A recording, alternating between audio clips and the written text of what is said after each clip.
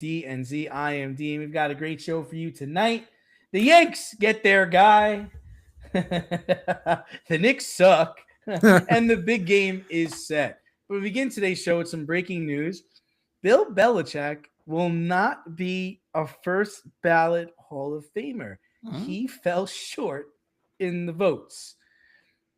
Seven-time champion, 7-time Super Bowl champion. I think he's up there, top 5 in wins. Z, does this make sense to you? That's also not taking into account what he won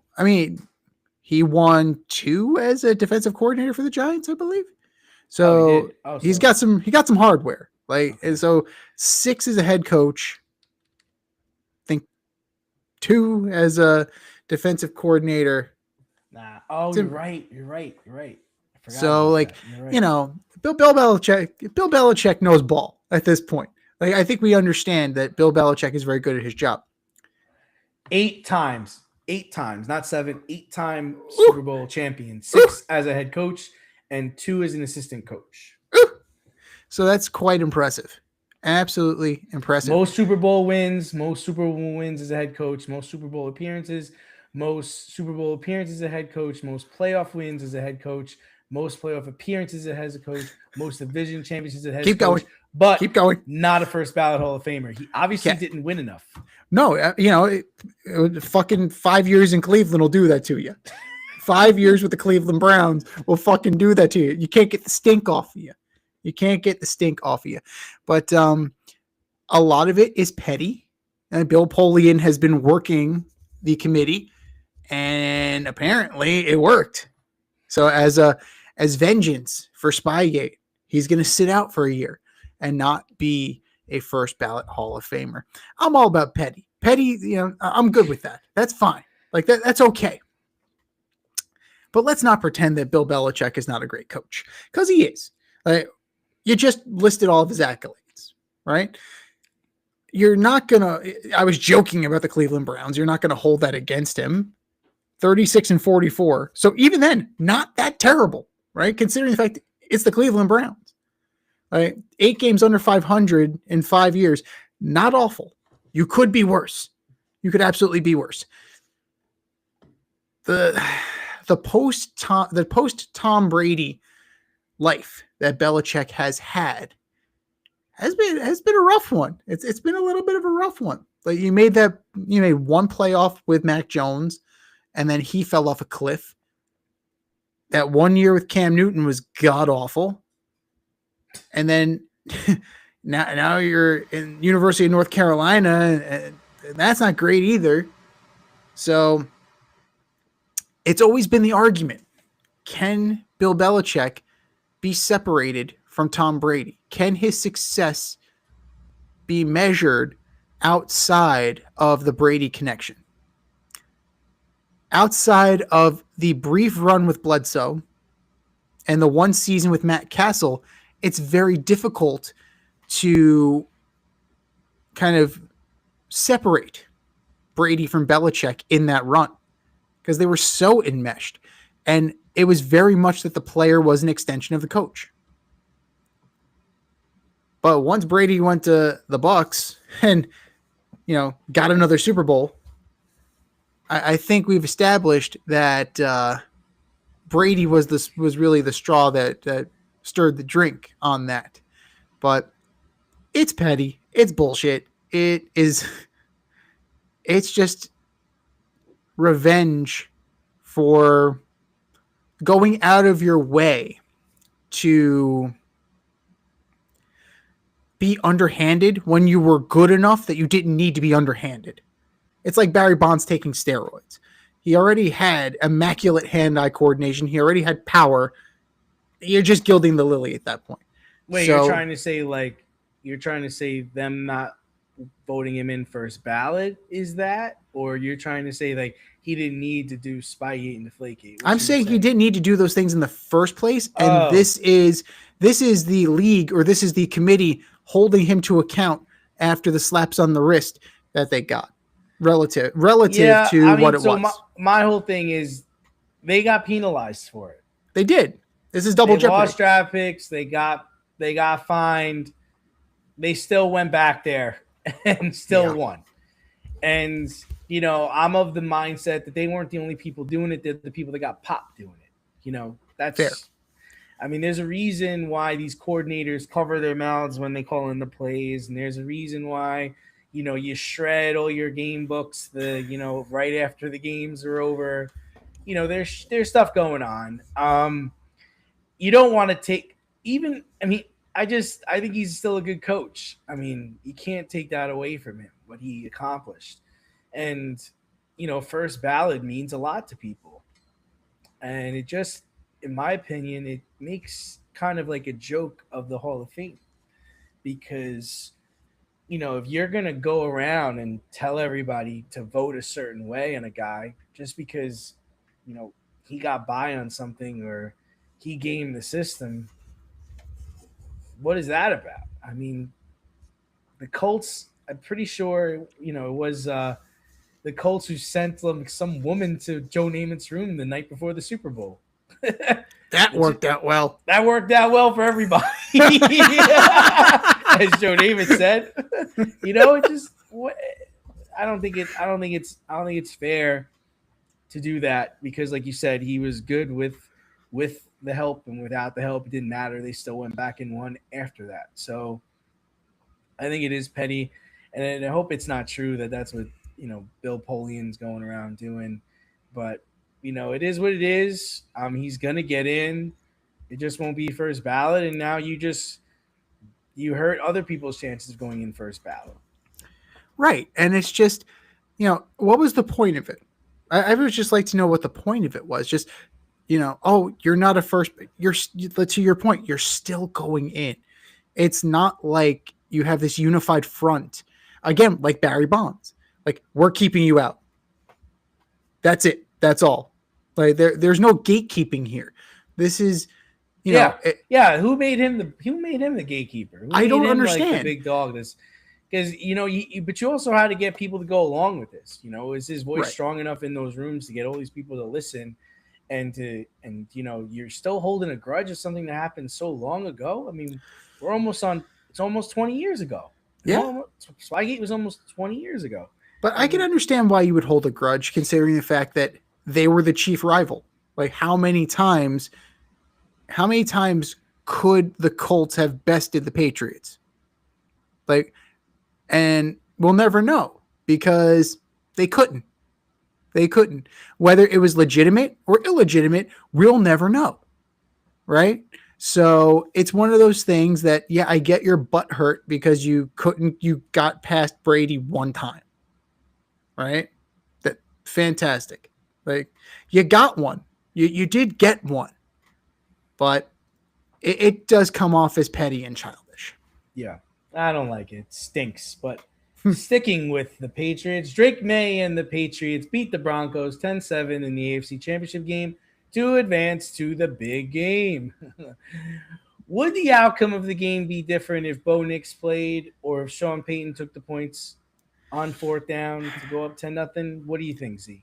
The Patriots rebuilt, lost a quarterback, found a quarterback, and are they're back in the Super Bowl before the Jets have finalized their new coaching staff, because they fired everybody except for Aaron Glenn, by the way. Just today. They're all gone. Today. Why today? Egg Strand was the last one. He's like, pack your shit and get the fuck out. No problem. That's it. So 10-21 for 86 yards in that slop. Like, that is what Drake May was dealing with. Ramondre Stevenson had a decent game, 25 for 71. Drake May had 65 on the ground. Before the snowstorm, they were slinging it a little bit. They were moving the ball a little bit. He looked good on the first drive. Yeah. So did Stidham. Like, Stidham didn't look terrible. Now, the weather and the altitude, the great equalizer in Denver, as we know. I understand why the Patriots wouldn't be prepared for that. What the fuck? Like, if you're Sean Payton, you have to have advanced, you have to have advanced forecast, right? You have to have some knowledge that, hey, there's a snowstorm coming in. Or hello, it's Denver. It'll snow in the morning, it'll be 80 in the afternoon, and vice versa. Like that, you're in this weird vortex of weather, so you should be able to expect something like that. And they just, they did not look ready for playing in the elements. Would Drake or would Bo Nix have done better? You think yes, probably yes. You'd have a more complement, you'd have more complement, more complete playbook. Stidham, 17 and 31 for 133, a touchdown and a pick, got sacked 3 times. On the second drive of the game, looked great. And then he looked like a backup quarterback the rest of the way through. Yeah. So it was a defensive struggle. We knew it was going to be, but it boils down to Sean Payton and that field goal. I texted you in real time. Take the points. What are you doing? Points are at a premium. It's 7-0. It could be 10-0. Instead, it's a turnover. Now, ultimately, the immediate drive after didn't matter, right? It wasn't that drive that got killed. But being in striking distance then becomes the issue with the Jared Stidham. Oh God, what was he doing? That's I don't know. What was he doing? You talking about when he just threw the ball? When he 2-hand shoved it backwards. I don't want it. Take it. I don't. I'm trying to figure out what he and Josh Allen were thinking. The hell is he doing? Why that happened? Yeah. And you just, it was a gift for the Patriots. It was right there, and they're right back in the Even game. The ref didn't know what the hell was going on. It's like he just tried to pitch the ball. I don't on the ground. What? Who was that going to? I'm not on your team. Yeah. So, and then it was intentional ground. He was like, "No, motherfucker, it wasn't. It was it was backwards. No, it was backwards. Not quite. It was not at all. No, not but, quite, sir. This one's on Sean Payton, man. Like you have to know when to take the points, and you gotta know when to go for it. And we've been talking about it all year, and we're gonna have D'Lo Brown, WWE legend D'Lo Brown, joining us in just a few minutes. But we talked about it with Ben Johnson. We talked about it with Dan Campbell. We've talked about it with Liam Cohen. We've talked about it with a plethora of head coaches. When do you coach with your balls, and when do you coach with your brain? And Sean Payton, it was beyond coaching with his balls. He coached with his ego. It's like, I got this. We're good. Like, our defense is going to troll, or we're going to trudge through this guy. We're going to wreck his shit. And ultimately, that was not the case, because the Patriots were able to run on the Broncos. And ultimately, that... it wasn't the prettiest. It certainly wasn't the prettiest, but it was the most effective.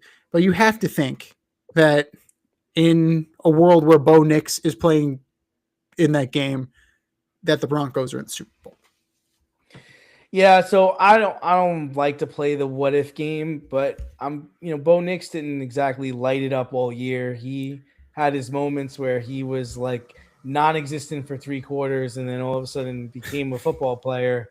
I could see Bo Nix doing a similar 2-handed pitch to the floor, or or to, I don't know, the referee backward. I mean, I'm sure he would have had his share of moments. So I'm inclined to believe that even if Bo Nix was in that game, they still would have lost. The taking the points thing, that's where I think I have to side with Peyton costing his team the game, because he wound up chasing those 3 points the rest of the game, right? Yeah. Evident, and you would have been in a situation where you're up 10-0.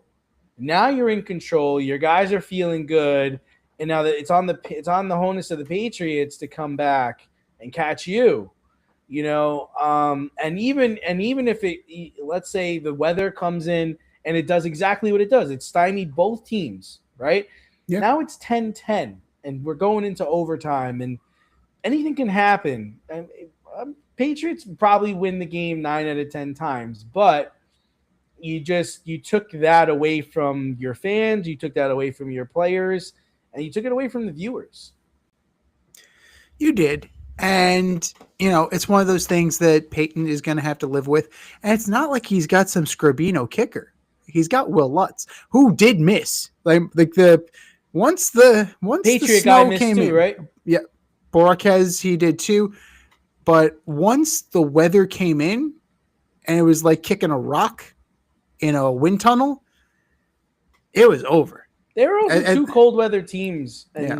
like you said, it was like almost like everyone was surprised. It's like, I mean, yeah, the game definitely took a different turn climate wise once the wind and the snow happened, but everybody looked surprised like this was happening. It's like, oh shit, I don't know how to play in the cold. I don't know how to play in the wind. I don't know how to play in the snow. But look at what happened though. The Patriots adjusted and ran the ball. RJ Harvey led with 37 yards on 13 carries. No. No. Like, did we learn nothing? When it's that shitty out, run the goddamn ball. Interesting that the Patriots were 9-0 on the road this year. Interesting that Drake May goes in and wins in Denver in the postseason, something Tom never did. Yes. Hey man, he if you look at the stat line though, I think Stidham actually had a better game. Like he had a better passing game, and he had a better game. It's just that his 2 turnovers really want to be in the difference. And May didn't turn. I don't think May turned the ball over. He didn't pass the ball very well either, but he ran the ball well. So 86 yards passing. That's what you got from Drake May. Yeah. Something that they have to clean up though. That he got sacked 5 times. Like if he gets sacked 5 times in the Super Bowl, that's gonna be a long ass day. He will get sacked for Drake May in the Super Bowl for sure. In the NFC Championship game, the Rams lost to the Seahawks 31-27. Both quarterbacks played well with over 300 yards and no turnovers, but Sam Darnold and the Seahawks prevailed. Can we all chill the fuck out with Colin Stafford, a 10-time quarterback all time, like an all-time top 10 quarterback? Can we chill out with the Hall of Fame first ballots for Stafford now? Well, we could probably go down the list and name 10 in it, but let's do that exercise in a second. Kenneth Walker had a big game, like only at 62 yards on the ground, but he really established that they were going to have a balanced attack, right? So 36 passes, 20 carries for your bell cow. That's pretty good. Like that's pretty decent balance. Really no help either because Charbonne's hurt. George Halani is the backup. He struggled. But who? Yeah. Exactly. Right. I mean, Sam Darnold was your second leading rusher. 3 rushes for 9 yards. So that's all you need to know. That's something to clean up in the next 2 weeks. That's a punt. Yeah. And speaking of punt, the muff punt. Special teams, once again, bit the Rams in the ass. It's amazing. Like it's on cue. It's absolutely on cue that a special teams fuck up or special teams flub is going to cost the Rams dearly. And it did. And no matter what Stafford did, Darnold had an answer. The Seahawks were able to counter. And you know what? That's the game you wanted, right? The game we got in the AFC title game, no, 10-7, defensive struggle, snow. But no. That's the game you wanted. You wanted Stafford and Darnold going out there doing what they do. And ultimately, like Puka Nacua had an amazing game. 165 yards and a tutty. Like, that's great. Devontae Adams, 89 yards. Like, they came to play. They balled out in the NFC title game. And if the Patriots get that performance from the Seahawks, if they get their A game, it's going to be a long night. I don't care how good your defense is. Because guess what? Seattle's is good too. So this is going to be a very long one. Now, let's talk about this Matt Stafford top 10. Let's see if we can rattle 10 off the top of our head. John Elway, Jim Kelly, Dan Marino, Patrick Mahomes. Gonna have to. I throw Steve Young in there. Ben. Ben, Joe, Montana. Marino. I think I might have already said Marino. Oh, you said Marino. Okay. I put Bradshaw up there. Okay. I put Bradshaw up there. Staubach. You probably have to put Aikman. Mm-hmm. That's 8 right there. So Moon. Me, no, that's Really? tough. That's tough. Really? Wow. Maybe. That's a tough one. Warren Moon was really Peyton? good. He's Really? got 2. So probably I would have Brady. Didn't mention Tom Brady. TV. That's 10. That's 10 right there.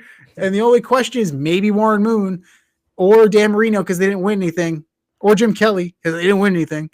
But even so, like if we're talking about just Favre, you'd probably have to, and Rodgers, you'd have to consider it. Rodgers. You'd have to consider them. You would. You absolutely would. But yeah, like Stafford's very good. The reason why Matthew Stafford is now lionized is because everybody else around him fucking retired. Right, they're gone. Right. Everybody's gone, man. They're gone. Drew Brees. Yes, absolutely. Like they're all gone. Right. Yeah. Who's left? The rotting corpse of Joe Flacco. He's the only one left. Right. That's it. The war of attrition. He's won the war of attrition. Right. Exactly. And he was on an 0-16 team. He wasn't. I thought he was. He wasn't. No. He wasn't. He got drafted the next year. The next year. Oh, so I could clean that up. So are we saying it was a tank job starting Joey Harrington and Dan Orlovsky to get Matthew Stafford? Possibly. I believe it. Rob Marinelli never sniffed a head coaching job after that. Got to get low. You can't get lower than 0-16. Yeah, so for you, he's not top 10, but is he a first ballot Hall of Famer? Well, figure 5 years from now, 7 years from now. Who else? Just to bring one other thing up, you talked about Marino. Yeah. You said, Marino didn't win. Marino maybe didn't win, but when he retired, he held all of the passing records. All of them. Yards, touchdowns, pass. He held all of them. Yeah. Most 3,000-yard passing seasons. Like he held everything when he left. So Dan Marino was a stud. No, I'm just trying to say, I know he didn't win, but when he left, he had all the records. So he broke all the records. Absolutely. So, is he a first ballot? Well, you figure, Rivers' clock gets reset. That's the tricky part. If he retires this year, he's gonna have to probably go another year to get away from Rivers. Does he retire? I think he probably has one more year in him. I think Stafford has one more year. He's relatively healthy. I mean, there was talk about his back before the season started, but he seemed fine. He knows not to run. Right. He's a pocket passer. He will not run. He will throw the ball out of bounds. He will not run. I think he ran for the first time this year against Chicago. Yeah. I think that was like the first time all year he ran. And he ran for like 3 yards or something like that. But that's the thing, though. Like as a veteran, he's finally picking his spots. Oh, yeah. He's learned. Just like Brady and just like Peyton, at some point you realize I'm just going to throw the ball on the ground. Right. And that's something we have nothing to gain here. No. And that's something that Lamar is still trying to learn. Jackson Dart still needs to learn. Like you don't need to always try and make something out of another. Josh Allen certainly needs to learn that. Is Josh Allen better than Matthew Stafford?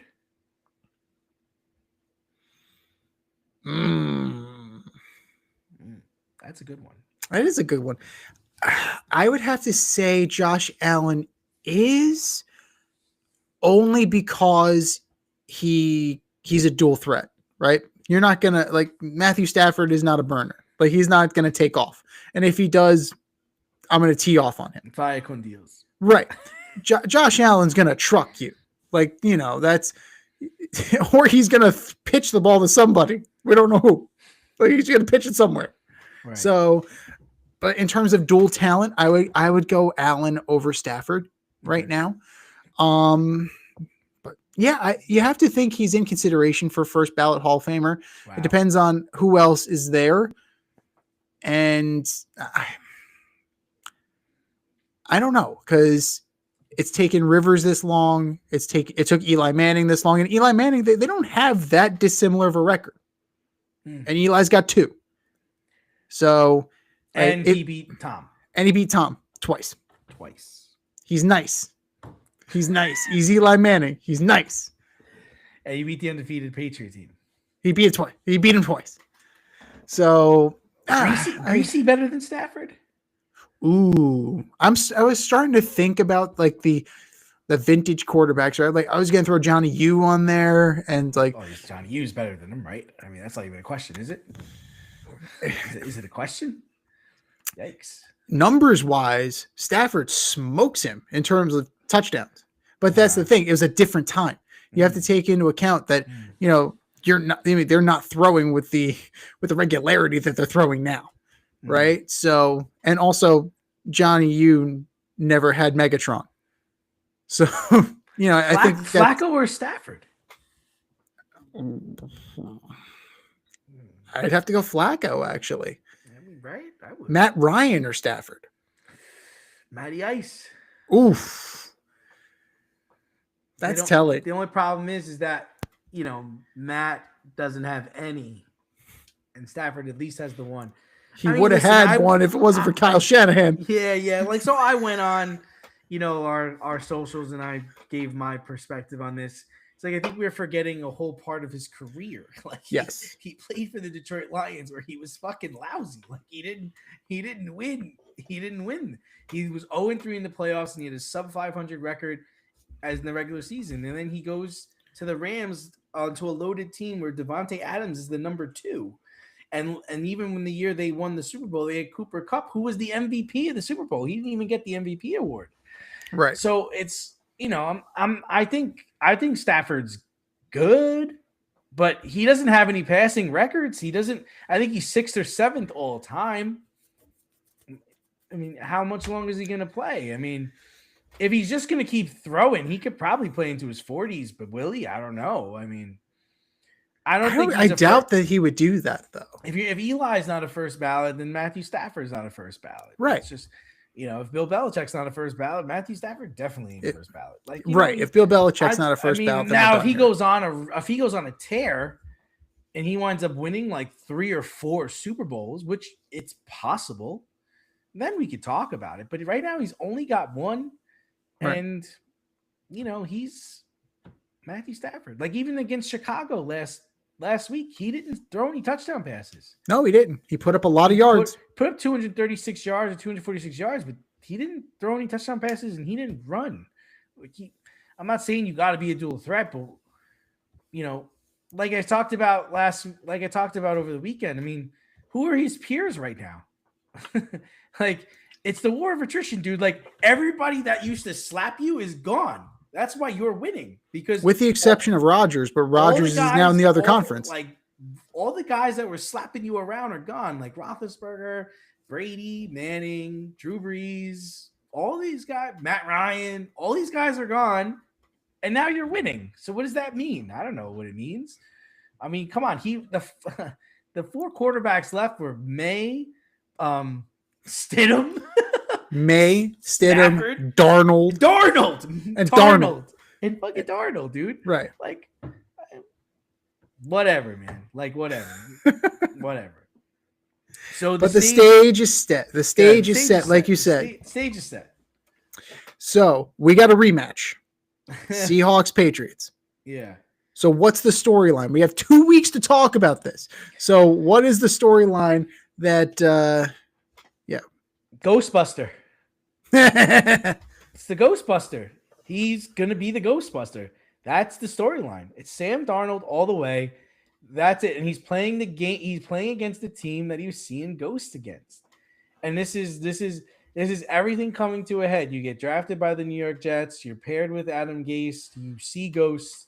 You then get tossed aside to go to Carolina, where you and Baker Mayfield are both not good enough. You wind up going to San Francisco. He was in the 2023 Super Bowl with the 49ers. Yes. He just didn't play. He goes to Vikings and has a reinvigorated career where he gets his team to the playoffs and they're competing, and then he loses horribly. He goes to Seattle, and in a year, he is in the Super Bowl facing against the team that he saw ghosts against. Uh, it doesn't get much better than this, and I don't know. I mean, we're not going to reveal our picks yet, but I'm rooting for him. I want him to win. I want him to overcome it. He's only been in the league 7 years. All we ever did was talk about all those quarterbacks in that draft. And he's the guy. He's the guy that gets to the first Super Bowl. Not Allen, not Jackson, not Rosen, not Mayfield. Darnold. He's also the first USC quarterback to ever. Which is wild. That's wild, right? Well, he's the first USC quarterback to play quarterback in the Super Bowl. Because there was a guy who was the quarterback of USC. I think he was actually the first African-American quarterback of USC. And he wound up going undrafted, but he wound up going to play for the Green Bay Packers. And wound up being their safety and played in the league for 8 or 9 years under Lombardi. Huh. Yeah. But at the quarterback position, right? No, so, he played at the quarterback. But so Sam will be the first USC quarterback at the quarterback position. Yes. So not Sanchez, not Palmer, not Leinart, John David Booty. No JD Booty. No none of them. None of them. Leinart. Oh, so that guy. If you had it, like, good for you. It's a Sam Darnold situation. Willie Wood. It absolutely. Willie Wood. Willie Wood. That was the guy's name. Willie Wood. Look him up. Everyone. Solid. That's a good trivia question right there. That's a great trivia question.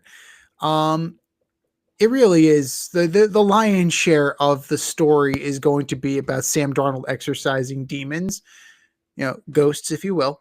But it is the ascension of the Patriots again. Oh, that's your storyline. That's a major story, man. They were looking for their mouthpiece. Like, Belichick had a down year, Gerard Mayo had a down year, and in one goddamn year, Mike Vrabel comes in with Josh McDaniels and restores the Patriot way. Like, the resurgence of the Patriots, while other teams are still trying to rebuild, how good is Josh McDaniels as a coordinator? As a play caller, he's top. He's definitely, he's up there, right? It's impressive. It's Josh McDaniels, it's Andy Reid, and you know what? Mike McDaniel, hell of a play caller. Did you say Matt? No. Ooh. Certainly not Dabes, the new OC of the Titans. So they brought in Dabes. The brain trust of Robert Saleh and Brian Dable together. Who hired this crew? For Cam Ward. Cam Ward's like, oh shit. Poor Cam Ward. Poor Cam Ward. Can I hit the portal? But trade me, please. There's going to be a lot of Drake May. Like, is Drake May the next Tom Brady? Like, you got them back, but the resurgence of the Patriots is going to be a story for the foreseeable future. The rematch part of it. So you're going to see a lot of the Malcolm Butler play. Oh. You're probably going to get a lot of Marshawn Lynch.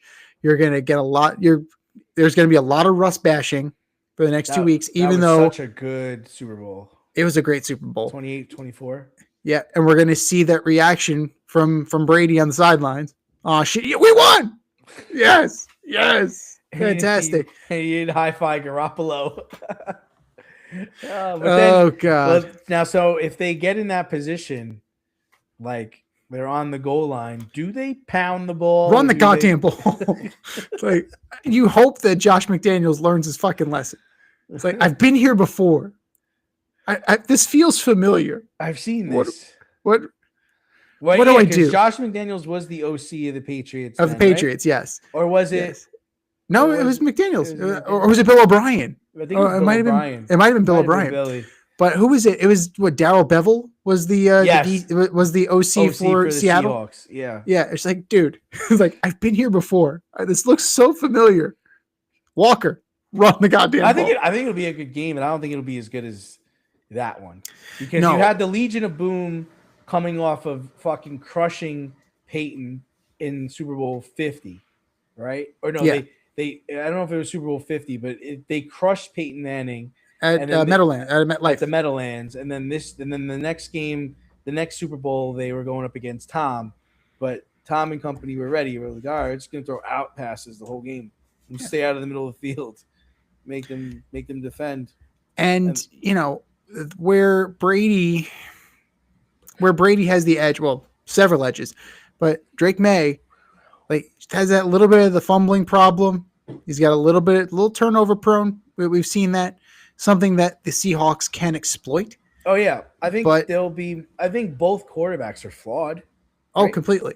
That's the other thing. That's the other storyline that you're going to get around Sam Darnold. It's going to be the exercising demons of icy ghosts, or it's going to be when is the real Sam Darnold going to show up? Right, right. But Is this the real Sam Darnold, the one that's playing in this game? Is that it, or are you really the other guy? Like, is it Ginger Cuz or is it the guy from the Jets? Because let's be real, this team is gonna have 2 weeks to get ready for you, dude. Like, they're gonna be ready. Braves is gonna be ready. They're gonna be ready for you. They're gonna be ready Completely. for everything you have. So you are gonna have to have your best game. And I know McDonald is gonna be ready for Drake May and everything the Patriots have to offer. I know that already. I think he's a way better defensive coach than Vrabel is. But the X factor, that's why the storyline keeps coming back to Sam. It all comes down to Sam. Because May, no matter what he does, he's gonna get sacked. He's gonna throw an interception. But what is Sam gonna do? Is Sam gonna do the same shit? Or is Sam gonna keep it together? Or is he gonna get the ball to JSN or give it to Kenneth Walker? Like, is this even gonna be a game? Because let's be real, the Patriots haven't been challenged all year. I mean, yes, they beat the Broncos, but come on, they played against their backup and it was snowing outside, right? I mean, come on, let's be real about that. I mean, they had the easiest schedule as the last place team and all of that, but you beat who's on your schedule into the playoffs. You knock off. They lost to the Raiders in the opening game. Right. But they were still able to rattle off a 10-game heater at one point during the season. So you can't discount that. But you play who's on your schedule. You get to the playoffs, you knock off the Chargers, and you go through the higher caliber of talent. Yes, Bo Nix wasn't there. I understand that. Jarrett Stidham was there. You still had to go against that Chargers Broncos defense. And the Texans. Yeah. So Chargers, very good defense. Texans, I believe, number 1 defense. Broncos ended up being, I think, like number 3. So it was like 1, 3, and 5. You had to knock off. That was also a shitty weather game. Right. Now, in Santa Clara, you're not going to get that. You're absolutely not going to get that. You're going to get as close to perfect conditions as you're going to master. You know, it's the great equalizer. It's going to be good throwing weather. Let's see what they can do. It's a great day to throw. This will be the day. This will be where we find out who these guys are. Right. So, moving on to basketball. The Knicks are currently in 4th place in the East behind Toronto, Boston, and Detroit. Yes, I said Toronto. I know we are in the dog days of the NBA, but this was supposed to be the Knicks' year. Like, right? No Tatum. Embiid was hurt. 76ers were trash last year. The Heat are garbage. Like, this, the Cavaliers are still figuring shit out. This was supposed to be their year. So can the Knicks still turn it on, or do they need to trade Cat Williams? Well, Karl Anthony Towns is rumored. I think I saw a potential trade to the Grizzlies. I think for Jaren Jackson Jr. I believe it was like that. So it's not terrible. As long as it's the Jalen Brunson show, the Knicks are going to be who they are. Right? So you need, the whole point of all this is that it's a team effort. Your leading points guy, Jalen Brunson. Your leading assist guy, Jalen Brunson. So, you have to. Your leading all-star vote getter. Get it. Jalen Brunson. It's the Jalen Brunson show. And you need to be able to rely on some other guys here, right? You have Cat, right? You have OG, you have Hart, you have Bridges. You traded a fucking king's ransom for Bridges, Yes, they did. right? Yes, the Brooklyn Nets own your draft for like the next 5 years. Like, congratulations. They're only scoring 117 points a game. That's about seventh in the league. So, And they're near the bottom in defense. right, which was the complete 27th, opposite. 27th in defense. It's the complete flip of Tibbs. It's everything you complained about with Tibbs, right? Like, oh, their defense is so good, but I wish they could score more. All right, oh, they're scoring okay, but now they can't defend. You know who they are? They're the New York fucking Mets. They can't put it together. They need to put it together. Meet the Mets. I mean, if you squint, Brunson kind of looks like Lindor, I guess, maybe. But, you know, you got to put it together. And Mike Brown being here, like, yeah, he's not Tibbs, but at the same time, that defense played, man. The problem with Tibbs was his lack of rotation, his reliance on the veterans, and running dudes into the ground. His reputation is his reputation. So I understand that. But you got places. Like, if you're just going to try and outscore teams, this ain't going to work. Plain and simple. You don't have the horses. So maybe you trade Cat for Jaren Jackson. Like, I mean, Giannis is out. So, like, you figure he's out. Kuminga's out. Like, all the high-profile guys, I'm not trading for them at the trade deadline in hopes that maybe, just maybe, that they'll be okay. Like, it's risky. It's a very risky proposition. But I think they do need to retool. And, I mean, Cat's probably going to be the odd man out because you got to give to get.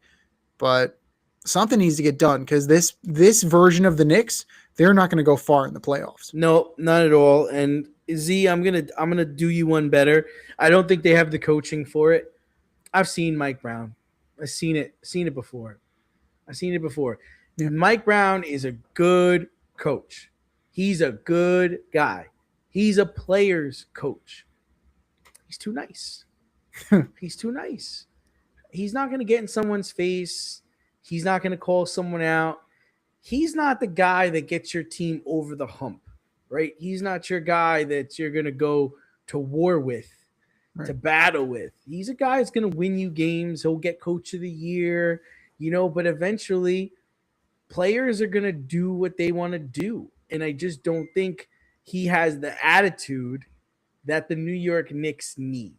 And that's why I feel like they're taking a step back. Come on, Z, they should be better than the Pistons this year. Well, they should be, absolutely. They should be better than Toronto this year. They should be better than Boston without Tatum this year. And they're not. I think we both agree that if they were to get to when they get to the playoffs, we don't have them winning more than a game, right? We don't have them winning more than one round. Well, right? It's 4-5 again. They're stuck in 4-5. Like, that's kind of right. But I'm just saying, once they get past their first round opponent, I don't believe that they can beat an upper echelon team. I don't think they can beat the Pistons in a 7-game series. I don't think they can beat Boston in a 7-game series. I don't even think they can beat Cleveland in a 7-game series. Right? And Cat's a good player, but when I watch them play, I feel like they just all hate playing with Jalen Brunson. Like, that's what it feels like. Like, Anobi should be able to get his. Mikal Bridges should be able to get his. A lot of times they're standing around and watching this guy. I think I told you like a month ago, I went to go see them play the 76ers, and it was just such a content game. Like, the 76ers didn't even have Joel Embiid, but Tyrese Maxey's like, I'm getting 30 tonight, guys. I don't care what anybody else does on this team, but I'm going to get 30. Who's stopping me and who's matching me? Nobody's stopping him.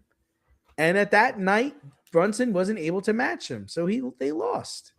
And this is the kind of thing I'm talking about. Like, and that's been the problem, right? You've always been looking for that secondary guy to go with Brunson, right? You brought in all the Villanova players. You brought in DiVincenzo. You brought in Hart. You brought in Bridges, and it did not work the way you hoped it would.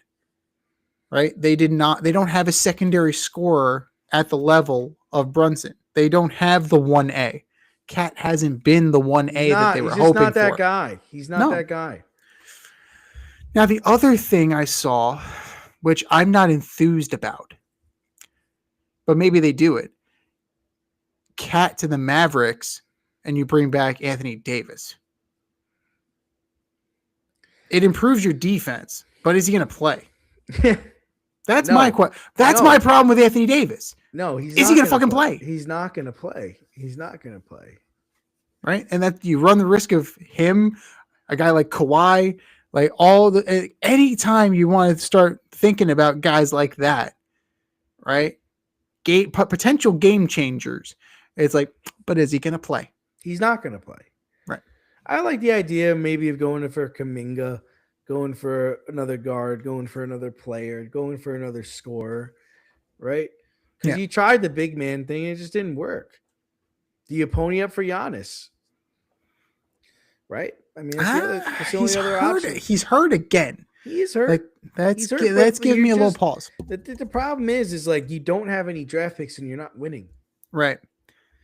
You're not going to win. But then that becomes a problem. This team, even if they made it out of the East, they're not beating Oklahoma City.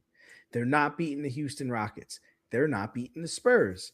They're not beating the Lakers. They're not going to beat any team in the West. Like, so you can't beat any team in the East. You can't beat any team in the West. So what are we doing? What's the plan? Right? That's just what it is. I mean, so my opinion is that they might be able to turn it on, but even if they turn it on, they're not going to get out of the second round. And they can't beat anybody in the West. Well, that becomes an issue. Now, are you going to, like, they're playing the Kings right now? Like, you should beat the Kings, right? They're only beating them by 10. They're beating a 12-win team by 10. They lost to the Mavericks. They did. A 12th place team. Yes, they did. At home. Yes, they did. So they can play down the competition. Now, we only have a few weeks until the trade deadline. So it makes you wonder who is going to be available and what they're willing to pony up. You've got the the Lakers bailing on Anthony Davis. You've got the Mavericks bailing on Luka Doncic. You've got the Hawks bailing on Trae Young. All these teams are letting go of these guys. Why? Because they're not winning. Right. But you acquire players and you're not winning. Just not happening. Yeah. So the question is, where can you send Cat in order to get back some impact players and or draft picks? Mm-hmm. Right. I like the Memphis idea. I think that's been the best one I've seen so far. Mm-hmm. But we still have a couple weeks. Yeah, I like Jackson. Yeah. I mean, that could work. Mm-hmm. I just think we need to let it play out a little bit longer. And I think like things will kind of shake out and things will kind of settle to where they are. But speaking of settling, the Yankees got their guy. It's the same guy they had, Cody Bellinger. They got a free agent to re-sign with them? Get the fuck out of here. They got a guy to come back to their team? So 5 years, $162.5 million. Okay. So is Cody Bellinger going to help the Yankees lose to the Dodgers in the World Series? That sounds like a question I would ask. Yeah. Well, here's the deal, Z. I mean, last season, Bellinger was 272 average, 29 home runs, 98 RBIs. Yes. They did not make it to the World Series. No, they didn't. They just gave him this contract for 5 years, $162.5 million. The Yankees are banking that he's going to be better than that next year. And by being better, that's what's going to get them to the World Series and win the World Series. Now, when I phrase the question that way, what's your response?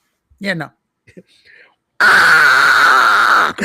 Try again. That's my response. Try again. Listen, So, I think both teams got what they want. I think both sides got what they wanted out of this. He got his 5-year deal, 162 and a half. They got him to come back because they need the outfielder / first baseman. But the only problem with this is you're expecting him to do better than he did last year, and I don't think he can. He has a history of going up and down. There's a reason why nobody wants to sign this guy to a long-term contract. And I really do believe that the only reason why they gave him this money was because they were worried about the Mets getting him. And if the Mets got him and the Yankees didn't, that would have been a much more striking blow to the Yankees' ego than anything else. So I think the Yankees will be good enough to get to the World Series, but they're going to inevitably get beat by the Dodgers, probably in a sweep this time. yeah, I don't even as presently constituted. I don't even think the Yankees will be in the conversation. Well, they have the pitching, Z. Do they? Yeah. Do they? Sure. Come on. Their starting rotation's pretty good. Cole coming off of injury, you don't know what you're going to get. Rodon coming up 4.5 ERA. 4.5 ERA. That's not good enough. He wins 12 games though. He'll win 12 games. That's not good enough. He'll win That's not good enough. But okay, that's keep not going. Good enough. What's Rodon? Rodon, Bone Spurs out till May. Okay. So that's 2 right there. He's a 10-game winner. He'll win 10. Yeah. Or his back will flare up and he'll be back on the IL. Now, Max Fried pitched out of his mind last year. Yeah. Are you going to get that from Max Fried again? He's going to win 16 games. 100%. Sub 4 ERA. Yeah. Sub 4 ERA. 16 games, sub 4 ERA. Luis Hill has not touched Rookie of the Year status. He has not been there. He's going to surprise people. He'll win double digits. Will games. Warren. No. Ryan Weathers. No. The guys who are actually going to be starting for this team while Garrett Cole and Carlos Rodon are on the mend. Ryan Yarbrough. He'll be okay. He's there to take a beating. That's why Ryan Yarbrough is there. He's there to take a fucking beating. So, yeah, no, man. This is a situation where the Yankees could potentially get buried. By who? Because who in the East is going to beat them? Boston? With who? Absolutely. Boston? Toronto? The defending pennant winner? Yeah, I would say so. I don't know. What did they do in the offseason to get back? They lost Bo Bichette. Who scares you on Toronto? Vlad Jr. He's already there. That team is already there. You think so? Yes. Absolutely. But you agree with the Orioles being trash and Boston being trash? I don't agree with Boston being trash. You think Boston's? I think Boston is going to be there. It's going to. Dalback is back in town and he's going to let it rip. Roman Anthony. That's who. Okay. Roman Anthony. You're a believer. I believe that he's a good player. Okay. Yeah, I think that's going to be the Red Sox are going to be fine. Offensively, I think the Orioles will be fine. The pitching is the issue for them. I don't see where the Yankees got better. Man. Bellinger in left, same as last year. Trent Grisham in center. You ain't getting Trent Grisham from last year. No. Aaron Hicks 2.0. Right. Like he took the qualifying offer. What? Shit. Fuck. God damn it. So that's where we are with Mr. Grisham. Aaron Judge in right. Okay. Fine. Ben Rice at first. What are you getting for Ben Rice?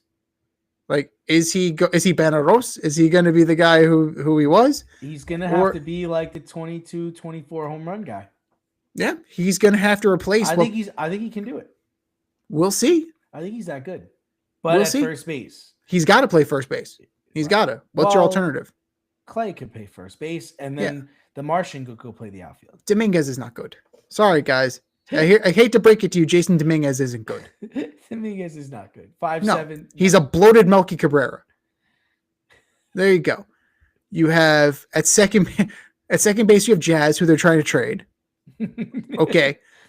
You have Caballero until Volpe comes back. So you got Caballero.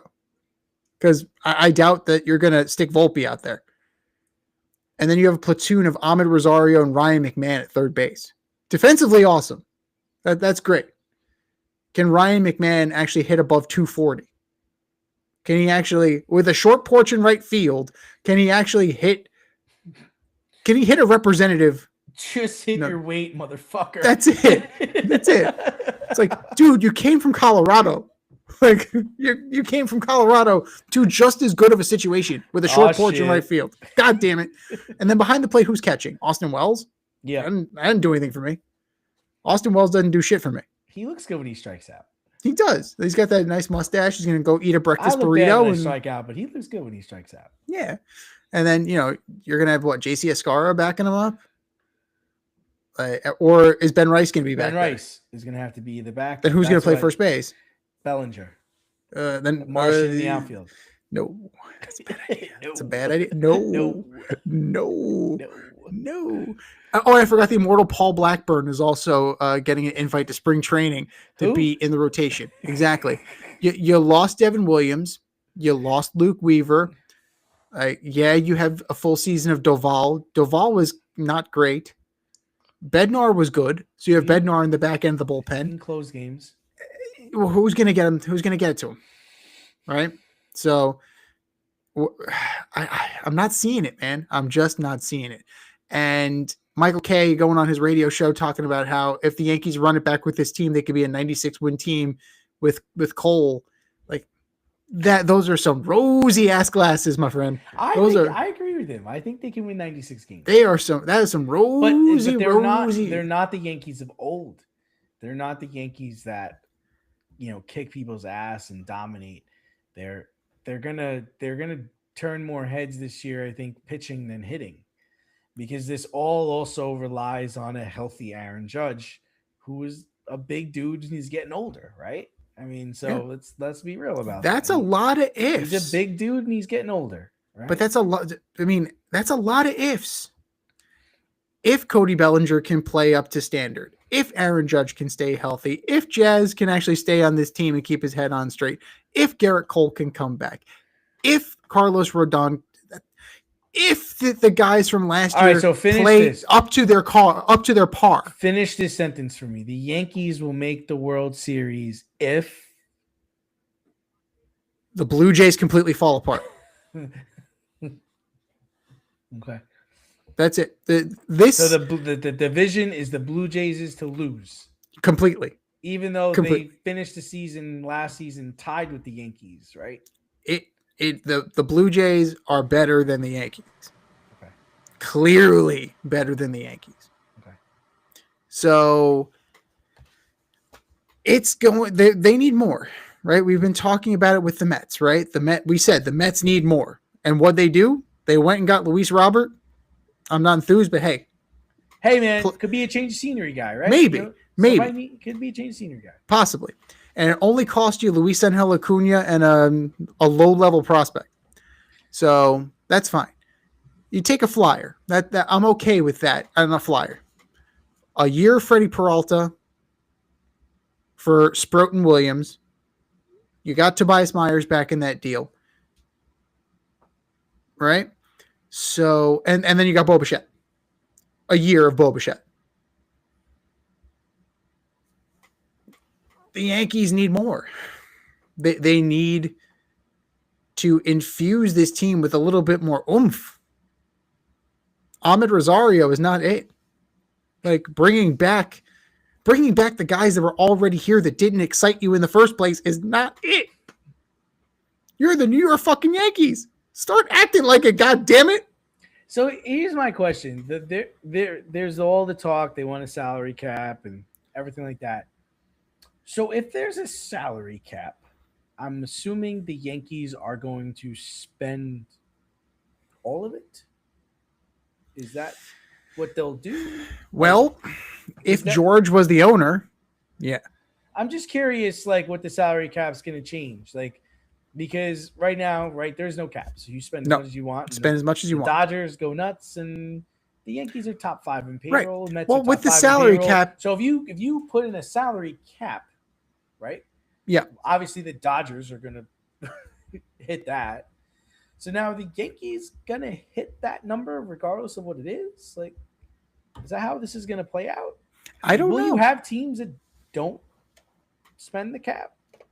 Oh yeah, you're Right? gonna have. So you're still gonna have teams that are near the floor. When there's a cap, are they going to spend up to the cap? I don't know that because there's a luxury tax, and he's trying to get under the luxury tax. So he's still going to try to stand. So Hal Steinbrenner is trying to get under the luxury tax. So putting in a cap is not really going to change the Yankees spending. Their cheap ass approach, their bargain basement Dollar General approach in recent years. Card counters at the casino, fellas. It is kind of weird that, Paul Blackburn, Ahmed Rosario, Trent Grisham, and Cody Bellinger. There's your offseason, guys. Have it. We traded for Ryan Weathers. Have a nice day. His father was very happy about it. His father sucked as a Yankee. David Weathers was not good as a Yankee. He was a terrible player. I remember him more when he was on the Marlins. He was awful. Yes. David Weathers did get a World Series, I think. He did. Stormy Weathers was yeah. Like he was one of the additions, but he was not a critical one. I think he was better when he was with the Brewers. Like after he left the Yankees, he went to the Brewers. He was way more effective. But they literally took the Marlins' best pitcher because he was the Marlins' best pitcher at the time. He was the best reliever. But just because you can handle Miami doesn't mean you can handle New York. No, just because you can just take other teams' best players when not everybody's spending money, that's what happens, right? Well, and best is relative. Like the best player on the Marlins, it sure is. Like the nicest guy in prison. Right. Yeah, 100% right. Come on now. So that's kind of where we are. But the Yankees need to do something here because I really fear with the Red Sox pitching additions. There's no other moves to make. This is it. There's nothing else out there. There's nothing to do. They're not going to spend any more money. There's no trades to be made. This is it. The expectation then that we're just going to run it back with the same dudes and we're going to have the same results or better, that's absurd. That's absolutely absurd. That's the definition of insanity. Yes. Right? Yes. Well, that's the definition of New York Yankee baseball. Right. It's a funny game, Susan. It's a funny game. Did he die? No. Oh. John Sterling? I don't think so. Oh, okay. Shit, I hope not. Damn. I got to look that up. I don't know. I thought somebody say he died. Fuck. Oh, well, then, if that's the truth, if that's the case, they're going to win one for John. Bringing him back. Still alive. 87 years old, going strong. Mid is high, mid is far. He ain't gone. You're alive. Old people, you have to reassure them. You have to remind him. Sean, you're still here. Oh, thanks. Yankees win. That's enough, John. John, go home. Do you think he does that when he watches them play? I hope so. I hope so. Like you hear him in the other room? The fuck is he doing? They should just put train some cameras on him, have him pretend he's at the stadium, and just go for it. Just absolutely go for it. All right, boys and girls, you know what time it is. It's time for the Alleged Superstar of the Week. You know how it goes. We put up a poll on our X account at FayRouteDNZ and our Instagram poll at FayRoute Podcast, and you vote. And you vote. The winner of the vote gets a shout out in this here show, takes home the coveted ass trophy. And do you know who took home the coveted ass trophy last week, D? No. That would be Josh Allen. Who are you pitching to? Who? God damn it. But that was last week. This is this week. Who are your nominees for Alleged Superstar of the Week, D? Where is my list? Aha. All right, so my first one is the National Football League. Z, we have the Pro Bowl this weekend. Oh. Yeah. And Shedeur Sanders will be going to the Pro Bowl sporting 7 touchdowns and 10 interceptions. No, Yeah. Josh Allen's not going. No, Patrick Mahomes is not going. No, Trevor Lawrence is not going. Fuck that. Fuck that noise. No. Shador Sanders will be playing for the AFC. Just scrap this thing, man. just do us all a favor and just scrap this thing. Like, are you kidding me? This guy who barely started, who barely played, is going to be in the Pro Bowl? What? Who hired this crew? You're telling me National Philip Football Rivers couldn't League. do it? National Football League. You are my alleged superstar of the week. Number 2, I'm taking Sean Payton. Up 7-0, you decided to go for it on 4th down rather than kick the field goal with Jarrett Stidham as your quarterback and inclement weather on the way. You wind up chasing that field goal the rest of the game and lose 10-7. That's your ego, Sean. Poor play by you. Sean Payton, you are my alleged superstar of the week. And last but not least, I'm taking Sean McVay, the head coach of the Rams. 27-31. You're going for it on 4th down. But if we think back to the previous touchdown, if you went for 2, you'd have 28. And all you'd have to do is kick a field goal to tie the game. But no, with 4.5 minutes left, you decide not to take the points, which would have made it 30-31. You go for it and you fail. And I don't think you got the ball back. And if you did, you got it back with you did get the ball back with very little time left and the whole field to go. Poor coaching. Sean McVay, you are my alleged superstar of the week. What do you got, Z?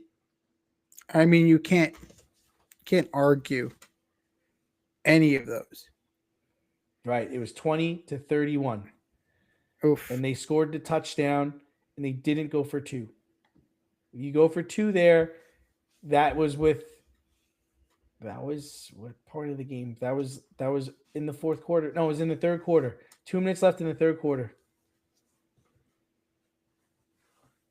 Stupid. Stupid. But they really need to figure out. They really absolutely need to figure out how to go about when to be aggressive and when to take the points. It's something that coaches need to really think about. Time, context matters. It absolutely does, right? Just because the probability says, oh, it's 4th and 1, we should do this. There's a time and place for everything. First up for me is Liverpool. They're having a rough year. Like we talked about it with D'Lo. Like they are stumbling out of the gate. The Mo Salah thing is an issue. They don't look right. And then they go and lose to Bournemouth, who is so nondescript, I confuse them with Brentford. This is the team that won the Premier League last year. No. No way. Liverpool is in trouble. Liverpool, you are my alleged superstar of the week. Number 2, Arsenal. I'm sticking with the Prems. Man U is in friggin' shambles. Just fired their manager. They don't know who the hell they are. They don't know their identity. So naturally, Arsenal loses. Good job. Way to go. Way to go. 3-2 on a screamer by Cunha. Beautiful goal. Just a gut punch all the way around. And don't look now. See that thing in the rearview mirror? That's Man City coming to take another Premier League title. Arsenal, beware the bottle. You are my alleged superstar of the week. And number 3,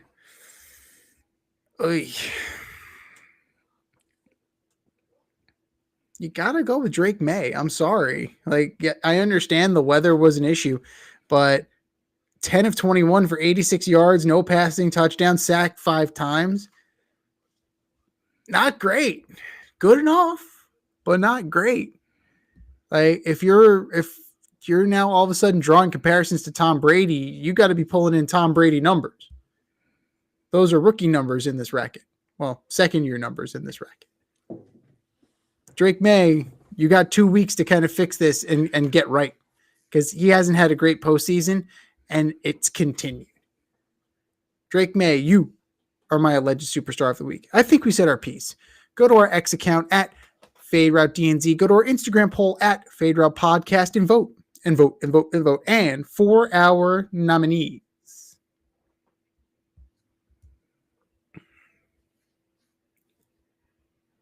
It is time for us to order up. Order up, order up. It is Royal Rumble season, like we said in our interview with D'Lo Brown. And it got us thinking, what are the greatest surprise entrants in Royal Rumble history? And that's what we're ranking today.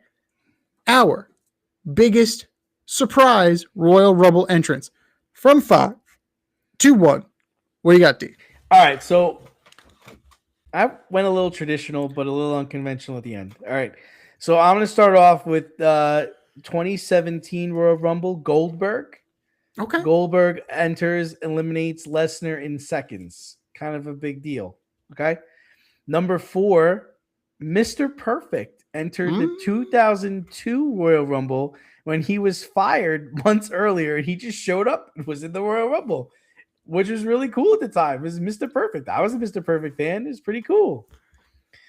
Number 3, I'm going to go 1992 Royal Rumble, Ric Flair. At the time, I believe he was still with WCW, or he might even still been the champion at WCW, but he entered as number 3, and he lasted the longest I'd ever seen anybody last, and he winded up winning.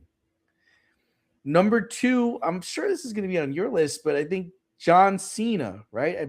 I don't remember the. I think it was in 2008. Nailed it. Right? He tore his pec in October 2007, 6 to 12 month recovery, entered at number 30 and won. The number 1 is one of the most recent ones. I think it was last year, where the YouTuber Speed. Oh, yeah. So I guess a wrestler got hurt going into the Rumble. He got hurt. So Speed entered as number 8. And he took a spear from Braun Breaker that I felt. And then Braun Breaker put him and threw him, gorilla pressed him and threw him over the top rope. And me and my wife watched it, and we both felt for that kid, because he was a kid and he's running off the rope, and Braun Breaker tried to break him in half. He took the spear and then got thrown over the top rope. Those are mine. What are yours? What do you got, Z? I mean, those are some good choices. Absolutely. You had some that were advertised in advance, other ones that were, definitely like total shocks. I'm going to go more on the total shock route. We're going to start with the 2011 Royal Rumble. That was the one where it was 40 entrants, and it was like the biggest Royal Rumble ever. Why? I don't know. So we got the Nexus. We have the core. We're going to add to it. Like, we're just trying to make this as big as possible. Big Daddy Cool Diesel. Oh. You hear, I'm like, oh shit. Okay, cool. Here we go. And he didn't come out as Kevin Nash. He came out as Diesel. Black glove, silver tights, the whole thing. Like, he went full, dyed his hair black again. So Nash went for it. He's a Native American, right? Nash? I'm not sure. All I know is he's from Detroit via Scottsdale. Allegedly. Number 4, Haku in 2001. Now, this was a big deal because Haku was Ming. Oh, thank you. He was the WCW Hardcore Champion at the time, and he jumped to the WWF with the belt. So he was Ming. He had the belt, and he shows up on WWF television like, holy shit, it's Ming. Like, what the hell is he doing here? And then he ends up in a nowhere tag team with Rikishi. Like, come on now. Like, he was the Monster Ming, for Christ's sake. Like, you're telling me you couldn't get something more out of that? You couldn't get Taker and Kane versus Ming and Rikishi? Like, that could have been something. Damn. It could have been something. But like, you don't expect a former WCW champion to just show up on pay-per-view. Number 3, 2016, AJ Styles. You didn't expect it. There were rumors, but nothing confirmed until the music hit. ACW, AEW, or ECW? He was in TNA. TNA. He went from TNA to New Japan, and I think from New Japan to WWE. But it was not confirmed. There was just his nondescript music. Nobody had ever heard it before. And then once I Am Phenomenal came up, the place went unglued, completely bananas for the phenomenal AJ Styles. Number 2, John Cena, 2008. Like, nailed that one. Like, we both had that as number 2. We both had that as number 2. But like, the whole thing, Madison Square Garden, 30th entrant. Probably biggest pop at a Royal Rumble. Huge. The lights went out. Like, they did the whole thing. And then Triple H shitting a brick in the ring. Like, the whole thing. So that made it, that made it exceptional. God, that was 20 years ago. Crazy. And number 1, for me, it's Edge of 2020. Oh, right. Dude was out for 9 years. Right. Thought he could never wrestle again. Right? Had the neck fusion surgery. Won the belt from Alberto Del Rio. Retires the day after WrestleMania. What happened to Alberto Del Rio? He's in AAA, I think, right now. I think he's gearing up for another WWE run. But like, he had some problems, like domestic abuse problems, and like, he was, persona non grata for a while, so he was working in Mexico. But yeah, to have that moment of I have to retire to 9 years later, holy shit, he's in the Royal Rumble, and you could see how much it meant to him because he was on the verge of tears. Like, it was such a big deal for Edge, and as an Edge head, like, I appreciate that. Like, you can tell how much he loves the business, and for him to be back and go on the run that he went on, considering the fact that he was told he was one bump away from being paralyzed. So one bad bump from being paralyzed. Ladders and chairs matches will do to you. Yeah. And apparently they were running loops of them. So they're running ladder matches around the house show loop. So it wasn't just what we saw on TV. So those are killers. Those are absolute killers. But for Edge to come back the way he did, it's, and he's still going. He's back in AEW and he's still performing. So more power to him. And that was a huge moment in Minute Maid Park rather. Place went nuts. Like, a big stage for a big surprise return. Those are our picks. What are yours? Hit us up, faderoutemail@gmail.com, or slide in our DMs on IG at Fade Route Podcast. Drop us a line on X at Fade Route DNZ and let us know what your favorite surprise Royal Rumble entrant was. It's time for us to run the go route. We'll talk to you next week. And a big thank you to everybody who came in on our stream. Thanks for watching. And you can listen to the edited version of our podcast tomorrow. Talk to you next week.